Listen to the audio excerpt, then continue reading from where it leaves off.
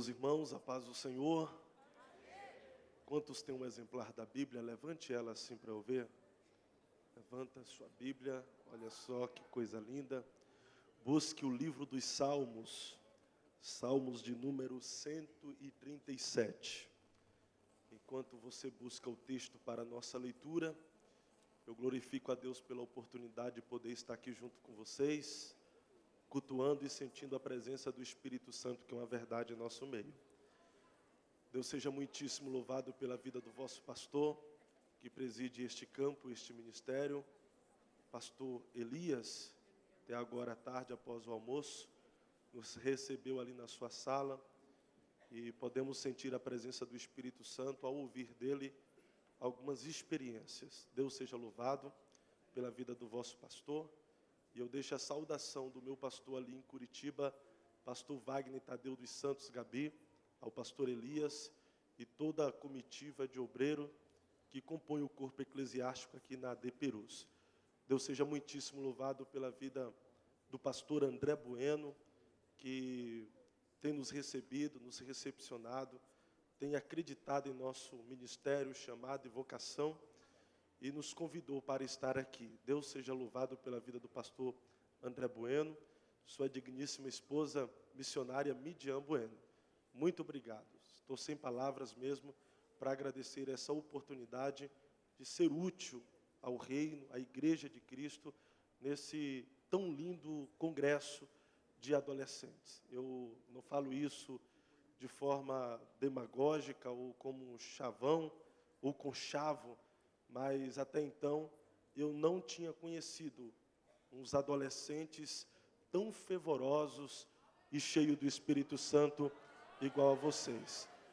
Saudando o pastor André, a missionária Midian, o pastor Flávio, pastor Alan, todos que compõem aí a coordenação, diretoria do campo e todos os demais companheiros. Deus seja louvado pela vida de vocês. Eu sou alvo de muitos milagres da parte de Deus.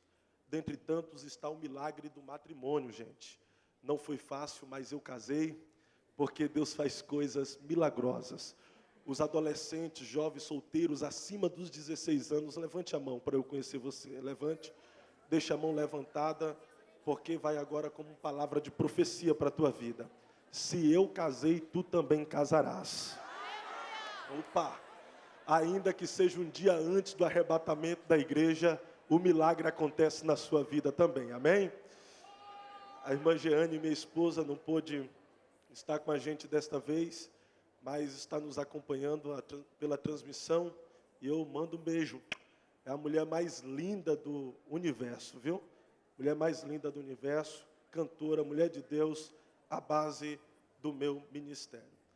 Deixo aqui a saudação também do meu coordenador geral da UMADS. A gente cuida de uma juventude, a UMADS Regional Boa Vista, são 25 lideranças, 25 congregações. Em Curitiba, nós temos como coordenador o evangelista Natanael Silva. A minha saudação e o meu abraço. Queridos irmãos, Salmos de número 137, quantos encontraram, diga cantando, eu encontrei.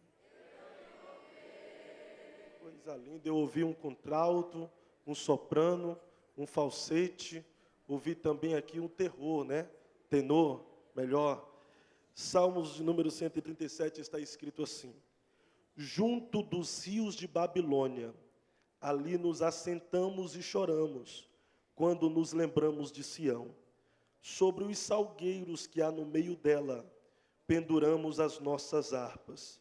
Pois lá, aqueles que nos levaram cativos nos pediam uma canção, e aqueles que nos destruíram, que os alegrássemos, dizendo: cantai-nos uma das canções de Sião.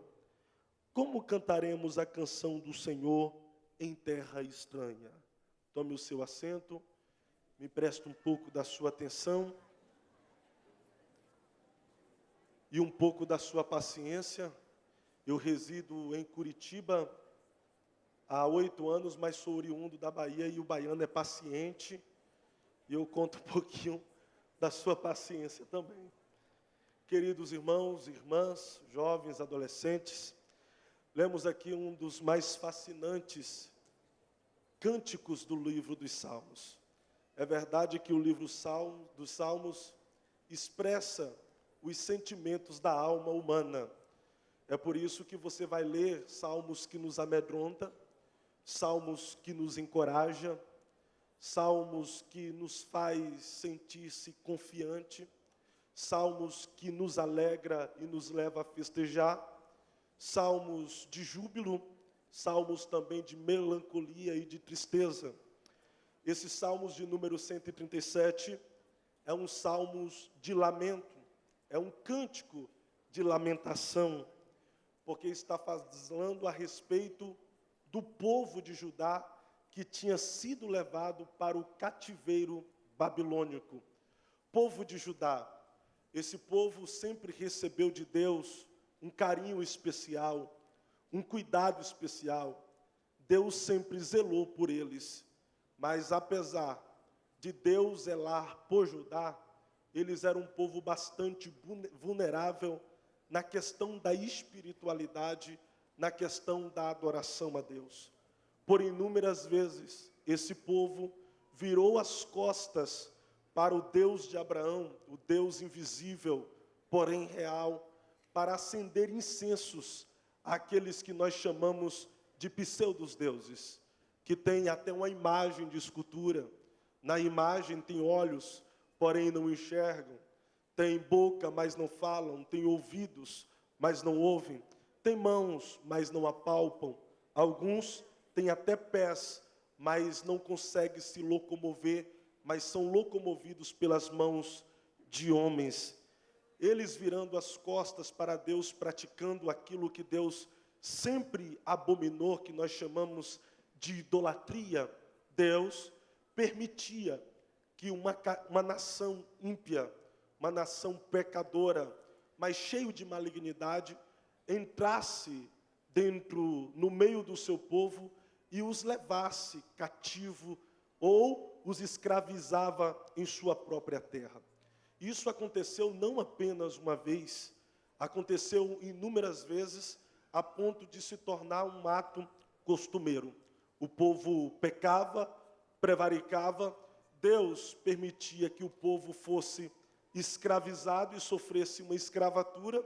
Chegando lá no período de escravidão, eles rasgavam as vestes, se cobriam de pano de saco, se cobriam de cinza e demonstravam que estavam arrependidos. Deus levantava dentro do seu povo um libertador ou enviava um libertador para libertá-los. Isso foi algo contínuo. O povo prevaricava, Deus permitia o sofrimento, o cativeiro, o povo demonstrava arrependimento e Deus o salvava. O povo pecava, prevaricava, praticava idolatria, Deus permitia que alguém os escravizasse e quando eles estavam sofrendo, eles demonstravam que estavam arrependidos e Deus os livrava. Só que na época dos profetas, Deus levantou alguns para deixar o povo de Judá totalmente ciente que haveria de chegar um tempo que Judá clamaria, Deus ouviria, mas não responderia. Haveria de chegar um tempo que Judá gritaria por socorro e o socorro não iria vir. Haveria de chegar um tempo que ele gemeria, Deus ouviria o gemido, mas não os atenderia. Quem mais profetizou, até datando uma data específica que eles ficariam sofrendo e ficariam como escravos, fora o profeta Jeremias, que até sofreu alguns conflitos existenciais, totalmente melancólico e meio que depressivo. Ele aceitou o chamado e a vocação de Deus, mas depois de muito profetizar, depois de muito pregar, e o povo não dá credibilidade às profecias e à voz de Deus que saía através da sua boca, ele entrou em um colapso de frustração, que um dia ele chega para Deus e diz: o Senhor me iludiu, e iludido eu fiquei. O Senhor disse que onde me enviasse eu iria, e eu estou indo. O que me mandasse falar, eu falaria, eu estou falando. O problema não é eu que estou deixando de ir, porque eu estou indo. O problema também não sou eu que estou deixando de falar, porque eu estou falando. O problema é esse povo com um coração petrificado, endurecido, povo de dura cerviz, casa rebelde. Eu profetizo e ninguém se converte. Os reis estão entregues à corrupção. A sociedade está entregue a tudo quanto é tipo de imoralidade. E os sacerdotes do Senhor se apostataram da fé. Ninguém mais valoriza a adoração ao Senhor. Ora, eles adoram a ti, outra hora eles estão adorando outros deuses. Eu não vou mais profetizar. Só que Deus convence o profeta, leva-o até uma casa chamada Casa do Oleiro, aonde ele vê um oleiro fazendo uma obra sobre as rodas. Esse oleiro está com um vaso nas mãos, e esse vaso, de repente, se quebra nas mãos do oleiro. E é interessante dizer que não foi o oleiro que quebrou esse vaso, mas foi o vaso que quebrou nas mãos do oleiro. E Deus disse para o profeta: Jeremias, você está vendo esse oleiro? Sim, Senhor. O oleiro sou eu. Você está vendo este vaso? Sim, Senhor. Essa é a casa de Judá. Você percebeu que foi o vaso que se quebrou, Jeremias? Sim. Então, da mesma forma, Judá, pelas suas escolhas inconsequentes, sofrerá duras consequências. Eles vão se quebrar. Eles, pelas suas escolhas, vão se autodestruir.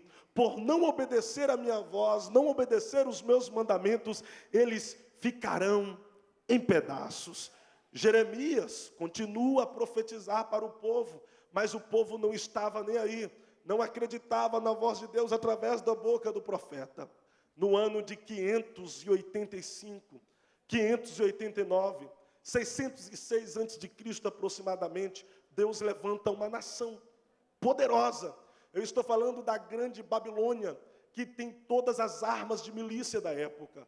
Governando essa nação está o déspota e infanticida Nabucodonosor, que está destruindo todas as outras nações e levando os filhos dessas nações como escravo para a Babilônia. Chega em Judá, destrói os seus muros, a sitia, faz praticamente uma chacina, mata o exército de Judá, contamina o templo do Senhor, nem as mulheres grávidas foram poupadas. Este exército da Babilônia não pouparam nem as crianças. Pegam as crianças pelas pernas e bate com a cabeça sobre as pedras. Crueldade, maldade, com sangue nos olhos. Judá é totalmente destruída. Aqueles que restaram são levados como escravos para a Babilônia. Um historiador diz que quando esse povo está indo em direção à Babilônia, alguns, com arrogância no coração, diz: quando nós chegarmos lá na Babilônia, vamos fazer igual os nossos pais na fé fizeram. Vamos rasgar as nossas vestes, vamos nos cobrir de pano de saco e de cinza. E da mesma forma que Deus se voltou para livrar e resgatar os nossos pais, Ele também se voltará para nós e nos salvará deste cativeiro. Só que parece que esse povo tinha se esquecido, que Deus tinha levantado um profeta para dizer: rasgai o vosso coração e não as vossas vestes. Em outras palavras, Deus estava dizendo para o povo de Judá: eu estou cansado de vestes rasgadas, eu estou cansado de arrependimentos fajutos, eu estou cansado de encenações. Eu não quero mais que vocês gastem dinheiro com vestes novas para rasgar e demonstrar que estão arrependidos. Eu quero que o coração de vocês sejam despedaçados. Eu quero que o coração de vocês sejam quebrados. Eu quero que o arrependimento de vocês sejam verdadeiros, mediante um coração quebrantado e contrito, porque assim eu não desprezarei a adoração e o arrependimento de vocês.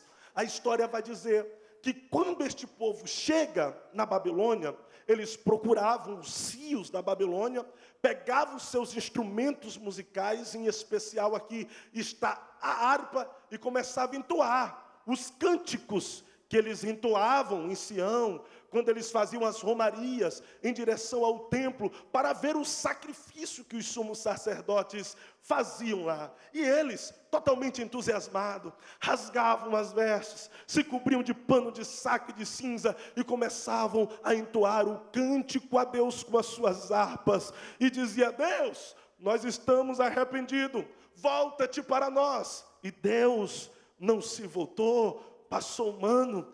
O povo rasgava as vestes, se cobria de pano de saco e cinza, entoava cânticos e dizia: Deus, estamos arrependidos, volta-te para nós e nos salva. E Deus não os salvava. As outras nações e povos que foram levados cativos juntamente com o povo de Judá, ao ver e perceber o povo de Judá entoando cânticos em uma terra estrangeira, eles paravam e não entendiam e começavam a questionar: como é que pode? Esse povo está escravizado igual a gente, está longe da sua pátria, estão longe do seu templo, estão longe do seu Deus, perdeu os seus parentes, perdeu os seus familiares, eles estão distantes de tudo e de todos, e mesmo assim, eles continuam adorando o seu Deus. Ei, canta mais desses cânticos aí de vocês, porque a alegria de vocês nos contagia também. Cante, adore o seu Deus, que isso está nos contagiando. Aqueles que levaram o povo de Judá cativo, os opressores, aqueles que a base de chicotada dizia para o povo de Judá: trabalhe, vai, trabalhe, faça o seu serviço, isso, trabalha. Quando eles viam o povo de Judá cantando, eles paravam e diziam: gente, trabalhe, faça o serviço de vocês, mas não deixa de cantar esse cântico não, porque esse cântico que vocês cantam nos alegra, traz paz para a nossa alma, é contagiante. Parece que vocês trazem a espiritualidade da terra de vocês aqui para nós. Continue a cantar. Mas o povo está rasgando o verso, se cobrindo de pano de saco, se cobrindo de cinza, estão dizendo: Deus, estamos arrependidos por 10 anos.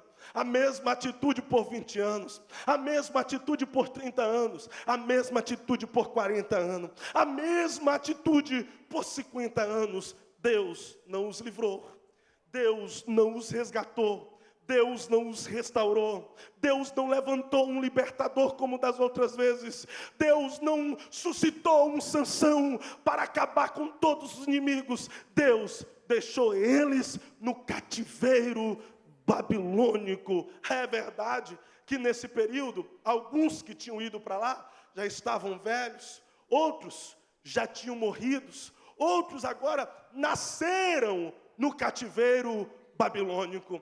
E eles vão agora para junto dos rios da Babilônia, não para cantar, eles vão para pendurar suas harpas nas árvores que nascia do rio. Os salgueiros penduravam suas harpas, sem entusiasmo, sem motivação, sem ânimo, sem alegria para cantar.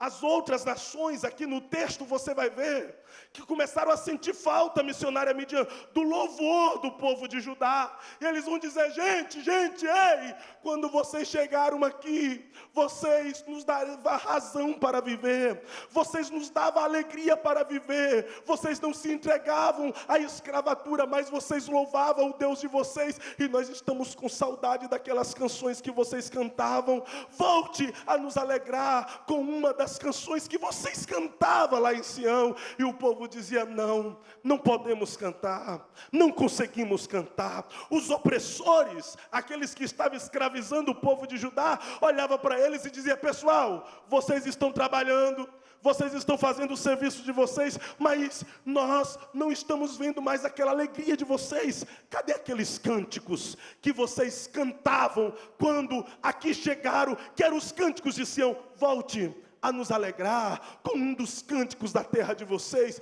E o povo de Judá dizia: nós não podemos cantar. Aí alguém diz: por que vocês não conseguem cantar? E eles diziam: não tem como, não há possibilidade, nós perdemos a motivação, nós perdemos o entusiasmo, e não tem como nós cantarmos o cântico do Senhor em uma terra estranha. Perceba aqui, queridos, perceba aqui, que existe 2 gerações desmotivadas, desanimadas. Existem duas gerações sem entusiasmo para cantar. A primeira geração é a geração que experimentou a espiritualidade que havia em Jerusalém. A primeira geração é que viu a glória do templo em Jerusalém. A primeira geração é aquela que viu a manifestação de Deus e tudo quanto Deus tinha feito ao seu povo em Jerusalém. Agora tem uma geração que foi criada longe da sua pátria. Foi criada distante do templo, foi criada distante do seu Deus, foi criada distante da espiritualidade. Essa geração antiga ficava olhando para trás e dizia: olha, vocês não viram, vocês não enxergaram, mas quando o sumo sacerdote oferecia o sacrifício anualmente, a glória de Deus pairava no templo, o templo se enchia de fumaça, era algo extraordinário. Olha, vocês não viram e vocês não sabem, mas o nosso Deus, o Deus de Israel, o Deus de Judá, por amar o seu povo, já abriu o mar, por amar o seu povo, enviou pestes lá no Egito, por amar o seu povo, o sustentou no deserto, fazendo com que brotasse da terra algo que até hoje nós não sabemos que é, mas se chamava maná. O Deus nosso de Israel já fez coisas maravilhosas, fez Rio Jordão se abrir, fez as muralhas caírem. O nosso Deus já fez muitas coisas e sempre se manifestava em nosso meio. Vocês não viram e talvez nunca vão ver, e nós talvez nunca viveremos ou veremos aquilo que o nosso Deus fez no passado. Nós não temos motivo para cantar, nós não temos motivo para salmodiar, nós não temos motivo para tocar as nossas harpas, então nós a penduramos. Agora existe uma outra geração que não viu, não viveu, não conheceu.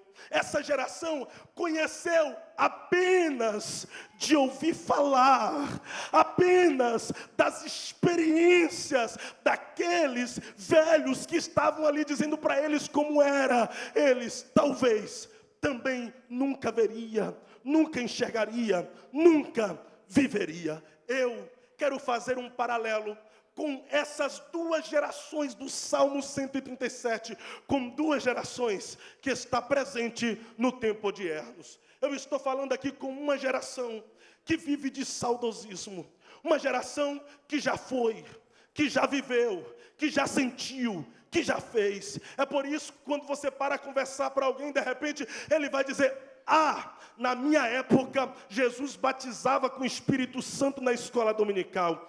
Ah, na minha época, Jesus batizava com o Espírito Santo no culto de ensino.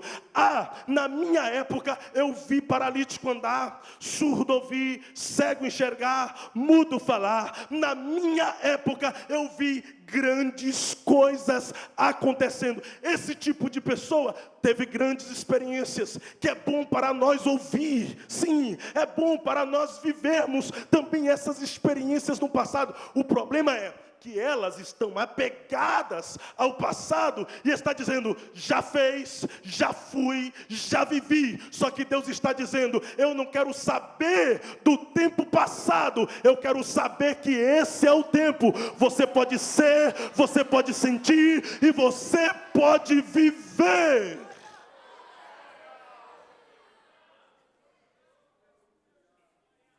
Existe essa geração que está apegado às coisas do passado e não consegue viver aquilo que Deus tem para nós no presente.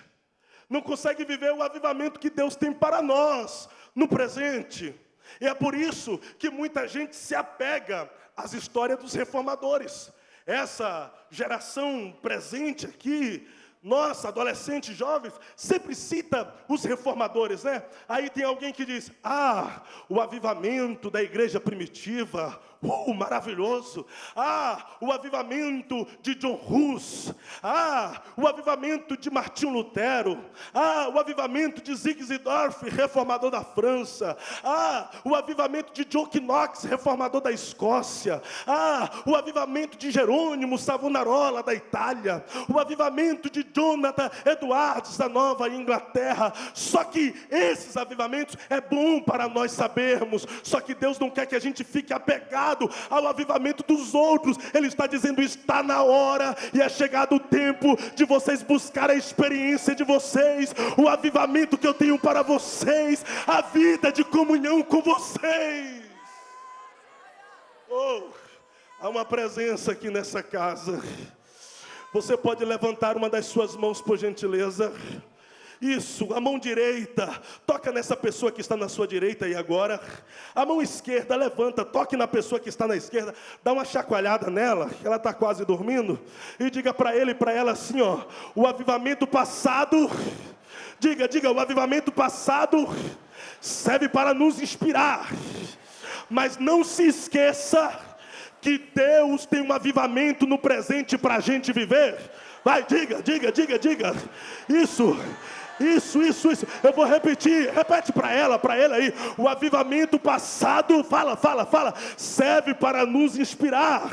Mas não se esqueça que tem um avivamento no presente para a gente viver. Aleluia. Eu falei da geração passada. Agora tem uma geração no presente. A geração do presente, há quem diz por aí que é a geração de cristãos mais fracassadas de todos os tempos. E se for por essa geração, nós seremos os primeiros a encher o inferno mais rápido que todas. Sobre a geração do presente, eu vejo que sim, há pessoas descompromissadas com Deus, há pessoas que não querem contato com Deus, há pessoas que não querem vida com Deus, há pessoas que não querem comunhão com Deus, há pessoas que não querem vida de intimidade com o Espírito Santo. Sim, tem nessa geração pessoas que frequentam o templo apenas por frequentar, faz disso aqui tantas coisas, menos a casa de Deus. Por exemplo, nessa geração tem pessoas que fazem do templo um cinema, aonde ele vai para assistir um filme que gosta, aonde ele vai para assistir alguma coisa que atrai. Outras pessoas fazem deste lugar aqui uma casa de espetáculo, aonde ele vem assistir uma exposição, uma peça teatral. E por isso que, para algumas pessoas, cantores viraram celebridades, pregadores se tornaram popstar gospel, e muitos não querem nem mais ouvir a palavra, eles querem uns stand-up comedy gospel, porque faz desse lugar como se fosse um cinema, uma casa de teatro. Mas a gente tem que entender que esse lugar aqui não é cinema, não é casa de espetáculo. Esse lugar aqui, no Antigo Testamento, é chamado de Betel, casa de Deus. É chamado também de Peniel, um lugar onde nós temos um encontro face a face com Deus. E Jesus disse: a casa do meu Pai é para ser chamada casa de oração. O que é casa de oração? Um lugar onde eu tenho contato com Deus, eu falo com Ele, Ele fala comigo, eu toco nele pela fé, e Ele toca mudando toda a minha vida, toda a minha história, mudando todo o meu viver.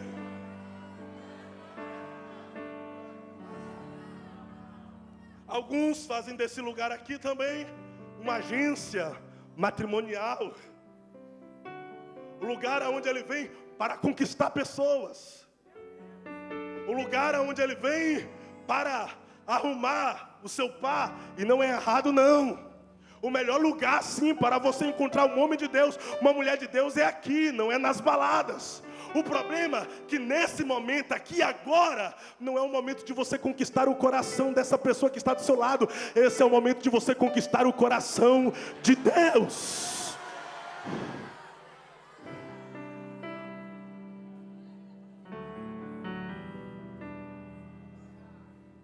Existe uma geração difícil, porém, existe uma geração que, ao ouvir as experiências do passado, ao ouvir o que Deus fez no passado, parece que a sua alma fica como uma terra seca e árida. O seu ser e a sua interioridade fica gritando e bramando como as costas anseias pelas águas. Não viveram, mas ficam sedentos para viver. Ao ouvir as experiências, eles começam a dizer: faz outra vez, Deus. Faz outra vez. Faz outra vez, Deus. Faz outra vez. Faz outra vez. E é para essa geração que eu quero pregar em rápidas palavras. Geração que tem sede de viver outra vez. E eu já começo a profetizar: esse é o tempo de vivermos outra vez o que os nossos pais na fé viveram. Oh, receba se você quiser. Esse é o tempo de nós vivermos outra vez o que os nossos pais na fé viveram. Se Jesus não voltar,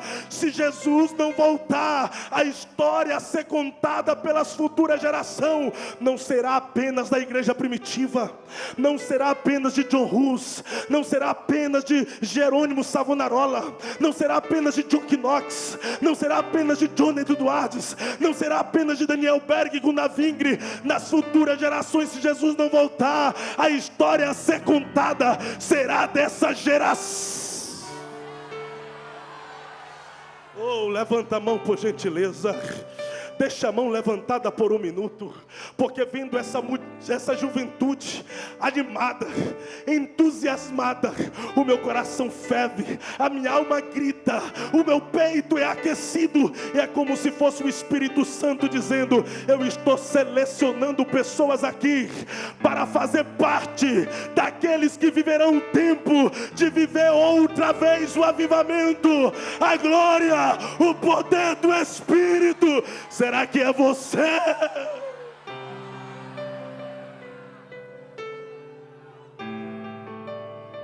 Mas para você viver isso, você não pode se conformar com o que já viu. Ei, para você viver isso, você não pode se conformar com aquilo que você já ouviu. Você não pode se conformar com aquilo que você já sentiu. Por incrível que pareça, pastores, eu estou falando com pessoas aqui que nunca viveram uma experiência sobrenatural com Deus. Eu estou falando com pessoas aqui que conhecem Deus apenas na superficialidade, conhece Deus apenas na teoria, conhece Deus apenas de ouvir falar, mas Deus quer que você o conheça como Ele é.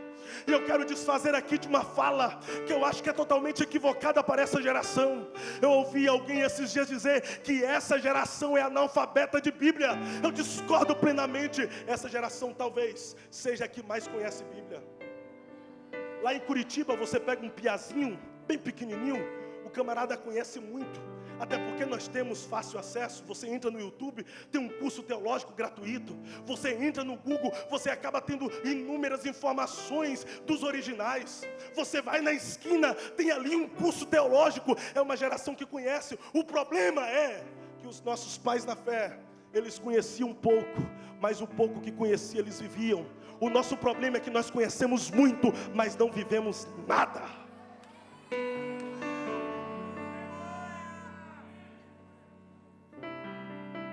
Mas se nós começarmos a viver pelo menos um pouco daquilo que nós conhecemos, nós seremos poderosos em Deus para salvar os perdidos, para curar os enfermos, para libertar os cativos e anunciar o ano aceitável ao Senhor.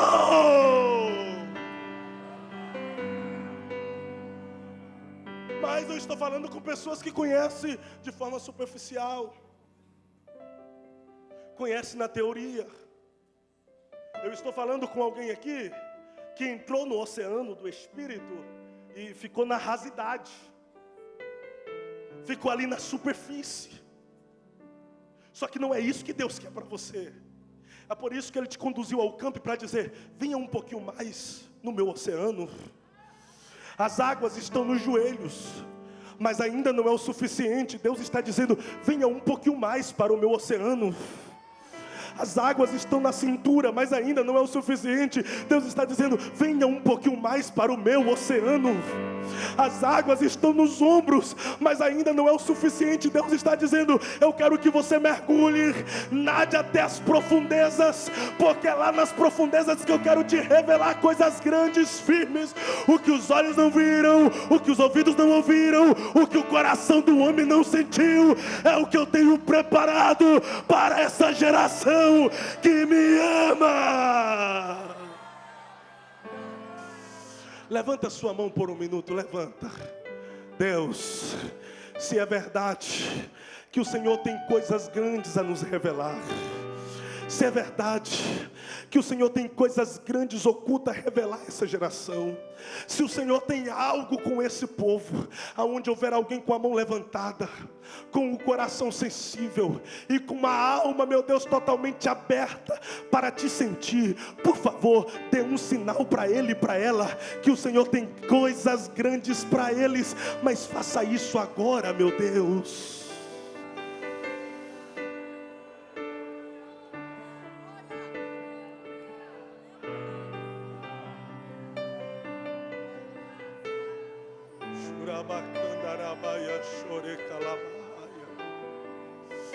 Chore calamandorebaia, chore calabácia, elendore calabaia, churi que lemindarabaia. Oh, eu estou pregando aqui não apenas para adolescentes, eu estou pregando para atalaias, eu estou pregando aqui para homens e mulheres de Deus, que serão ganhadores de almas. Despovoaremos o inferno e povoaremos os céus para a glória de Deus.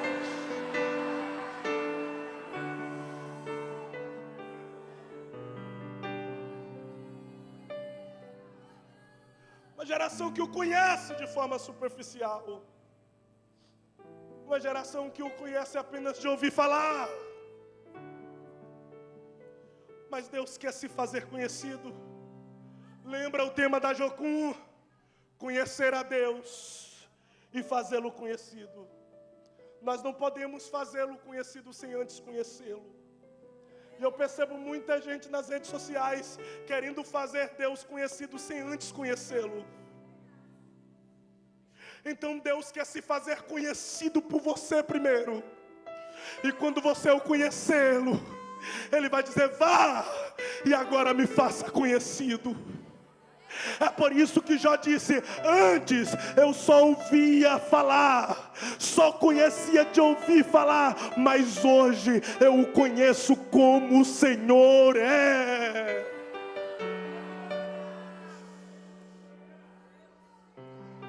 Mas você não pode se conformar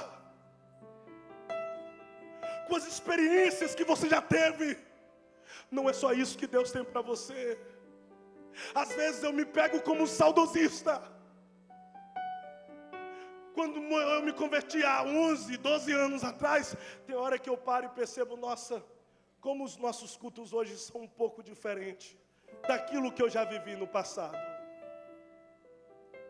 Na época lá em Porto Seguro, Bahia, Pastor Val, antes de começar qualquer culto, ele dizia: nós vamos tirar 30 minutos de oração. E nesses 30 minutos de oração, nós não vamos orar por nada pessoal ou individual. Nós vamos orar apenas para que o Espírito Santo tenha liberdade e desperte o dom em nós. Você quer orar por coisas pessoais individuais? Entra no seu quarto, vai lá e expressa a sua necessidade. Mas aqui nós vamos orar para que o Espírito Santo se mova em nosso meio. E o pastor Val tocava o sininho, todo mundo ia para a oração. Eu era novo convertido. Novo convertido é curioso, deixa de orar para ouvir as orações dos outros. Ainda mais naquela época que os irmãos oravam em voz alta. Parecia uma disputa, pastor Flávio, mas era uma disputa sadia. Porque quando um parava, o outro continuava. Quando esse parava, o outro continuava. Mas era gostoso porque a gente aprendia a orar. E o que a gente não sabia falar, pegava carona e dizia: Deus, eu não sei falar isso aí, mas é isso que eu quero. Deus, eu quero isso também que Ele está orando. E no outro dia, a gente estava orando igualzinho, porque a gente aprendia a orar da forma que os irmãos oravam. E eu ouvia as irmãs no círculo de oração orando: Espírito Santo, tenha liberdade. a casa é sua, nós somos do Senhor, então faça o que lhe apraz, faça o seu querer. Aí as irmãs do ciclo de oração recebiam oportunidade para louvar a Deus, e elas começavam a louvar numa linguagem que todos nós conhecíamos, mas dificilmente elas terminavam a canção na mesma linguagem. O instrumental era o mesmo, a melodia era a mesma, mas a linguagem era celestial, porque todas elas eram tomadas pelo Espírito Santo, e terminava a canção em línguas estranhas. Os jovens, nós, os adolescentes, sabe o que segurava a gente na igreja? Não era futebol depois do culto, não era atrações gospel, não era pizzaria, não era entretenimentos, nada contra, mas o que segurava a gente na igreja era quando a gente via alguém cheio do Espírito Santo. Nós apontávamos para ele e dizia: Deus, eu também quero ser cheio assim. Quando víamos alguém profetizar, nós dizíamos: eu também quero profetizar. Quando a gente via alguém com variedades de línguas, dizíamos: eu também quero variedades de línguas, eu também quero ser cheio. A nossa oração era totalmente diferente. Eu já fiz algumas orações infantis, que considero infantis. Até hoje eu faço ela. Uma vez eu disse: Deus, me dá um pouquinho da unção que o Senhor deu a Elias, um pouquinho da unção que o Senhor deu a Eliseu, um pouquinho da unção que o Senhor deu a Samuel.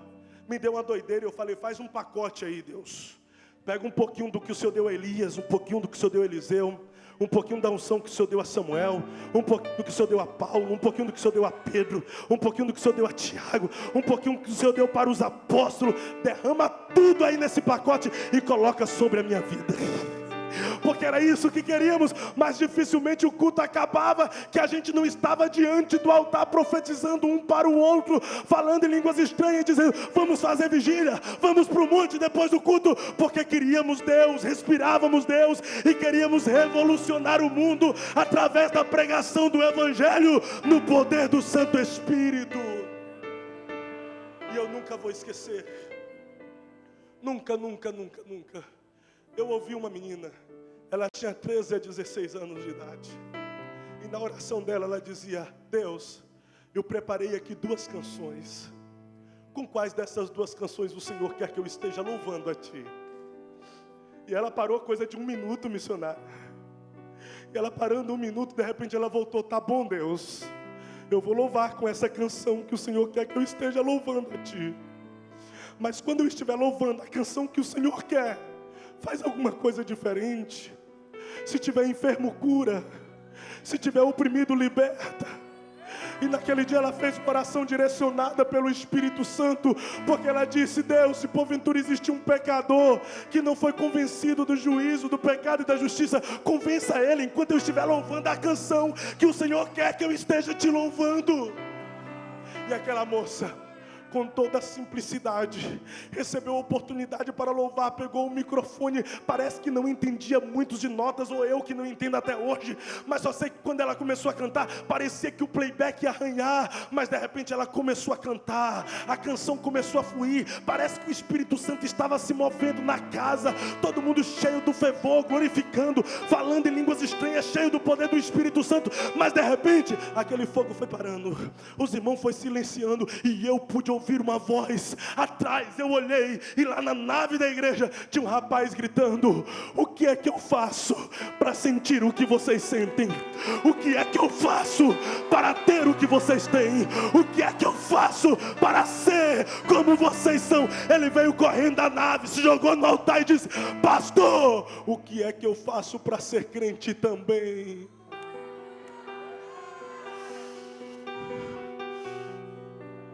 A pergunta é: o que está acontecendo com a gente?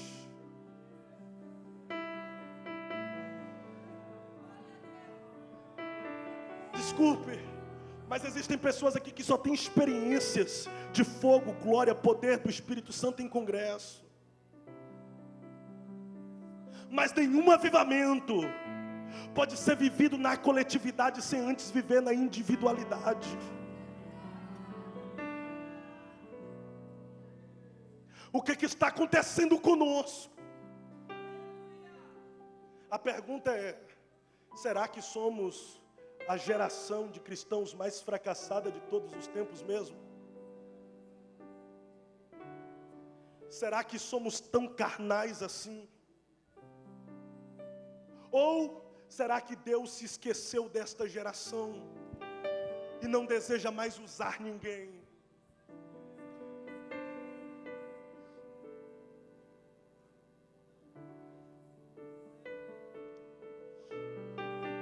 Ou foi você que perdeu o entusiasmo, perdeu o primeiro amor, perdeu aquela chama que um dia queimou? Ou foi você que perdeu a motivação? Ou foi você que pendurou a sua harpa, a harpa da oração, a harpa da consagração, a harpa da renúncia, a harpa da santificação? Ou foi você que pendurou a harpa da entrega total a Deus? Ou foi você que pendurou a harpa de viver para a glória de Deus? O que é que aconteceu com a gente?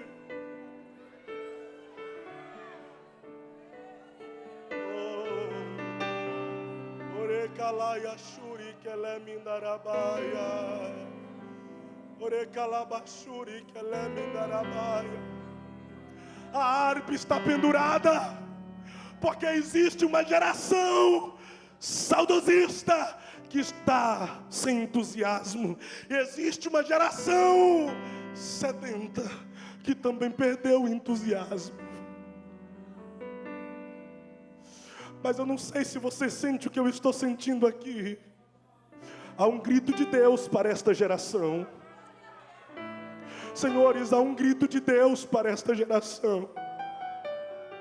Ei, você que está na galeria, presta atenção nisso aqui. Há um grito de Deus para esta geração. Há um grito de Deus para esta geração. E o grito de Deus é: eu não desisti de usar vocês. Eu não desisti de fazer outra vez. Tire a harpa do salgueiro. Tire a harpa do salgueiro. Tire a harpa do salgueiro. Tire a harpa do salgueiro, que eu me responsabilizo em fazer outra vez. Levanta a tua mão, vai. Levanta a tua mão. Oh!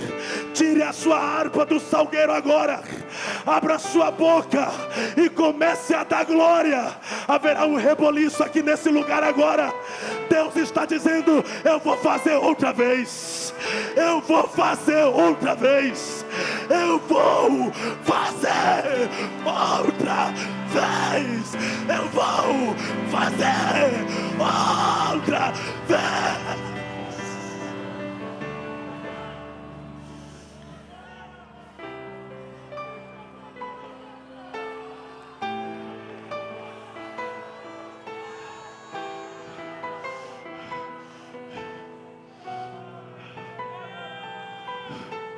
Há uma avalanche de glória para descer aqui nessa casa.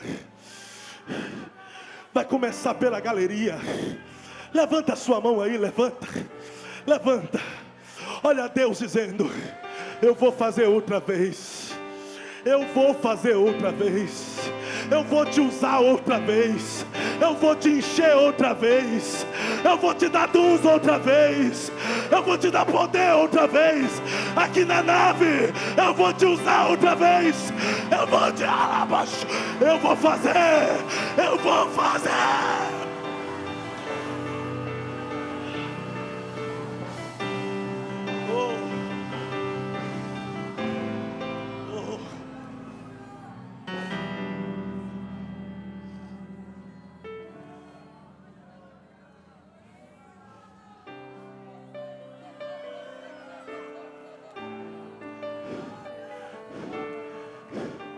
Eu quero dar um recado para o inferno. A minha geração não é fracassada. A minha geração não é carnal. A minha geração não vai viver apenas das experiências do passado. Eu acredito na minha geração, e nós viveremos coisas extraordinárias da parte de Deus. Eu estou falando com moças aqui que têm chamada missionária, vai para o campo missionária, serão esposa de obreiros. Eu estou falando com moços aqui que vai pregar nessa nação, será um ganhador de alma, será cheio do Espírito Santo. Eu estou falando com você, nós vamos revolucionar, vamos revolucionar, vamos revolucionar. Cadê você? Nós vamos revolucionar.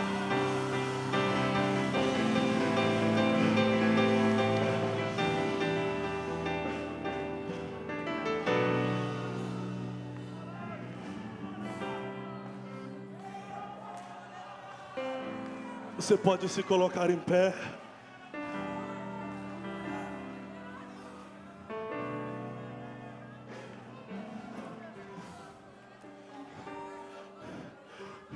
Eu quero orar com você, que é o alvo desta mensagem. E você está dizendo: eu faço parte da geração dos sedentos. Saia do seu lugar correndo e venha até aqui o altar orar comigo. Eu faço parte dos sedentos. Saia do seu lugar correndo e venha orar comigo. Venha, venha, venha. Olha isso. Não precisa pressão psicológica. Não precisa usar técnica de pregador. Se a palavra não fizer efeito, não são as técnicas, não são os meus gritos que farão o efeito. Existe uma geração sedenta. Existe uma geração sedenta. Existe, se quiser descer da galeria, desça. Existe uma geração sedenta. É por isso que eu acredito na minha geração. Existe os picareta, pastor Flávio, existe. Os corruptos, existe. Existem os que se corromperam, sim. Existem os carnais, existem. Mas existem os sedentos. Existem os que estão dispostos a pegar a harpa e tocar. Uribashuri kalamandarabaia. Ore calabaio tere calamanduri calabácia. Ori calaya shuri kelemindaraia. Oh glória, oh glória, oh glória, oh glória, aleluia. Oria shore kelamanduri baia. Ori kelaya chori keleminduri provias. Duri calamanduri geminduri praias. Ergandu minchori keleminto que provias. Terra que tu que ponde kelebria. Alaya chori calabácia. Uri calabandu kelebinde kelebra caia. Alabashuri calabacandaraia. Alabachore keleminduri calabahaya. Alabashuri kelebria. Alabachore kelei. Alabashuri ketekete. Alabaya. Alabaya.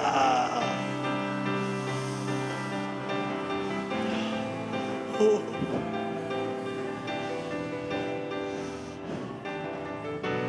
Você pode me ajudar agora? Você sabia que às vezes Deus nos abraça por intermédio do abraço de alguém? Abraça essa pessoa que está do seu lado aí. Abraça. Abraçado, olha aqui para mim se você puder. Lá na galeria, aqui. Faça isso. 1 minuto nós temos. 1 minuto. Você que abraçou essa pessoa, por 1 minuto, a sua oração seja apenas essa. Faz outra vez, Deus. Faz outra vez, Deus. Faz outra vez, Deus. Eu conto 3. No final da minha contagem você começa a oração. Eu conto 1. A minha geração não será fracassada. Eu conto 2, essa geração viverá para a glória de Deus. Eu conto 3, Vamos despovoar o inferno e povoar os céus com almas. Comece a orar. Faz outra vez, Deus. Faz outra vez. Faz outra vez. Aviva, ó Senhor, a tua obra. Aviva, ó Senhor, a tua obra. Aviva, ó Senhor, a tua obra. Converte-nos, Senhor, e seremos convertidos a Ti. E renova os nossos dias como dantes. Recebe, recebe, seja avivado. Recebe o batismo com o Espírito Santo. Recebe o batismo com o Espírito Santo. Recebe dons espirituais. Recebe o dom da palavra de sabedoria e conhecimento. Recebe o dom de variedades de línguas, o dom de interpretação de línguas. Recebe o dom de discernir os espíritos. Recebe o dom da fé. Recebe o dom de curar os enfermos. Recebe o dom de sinais e maravilhas. Recebe, recebe.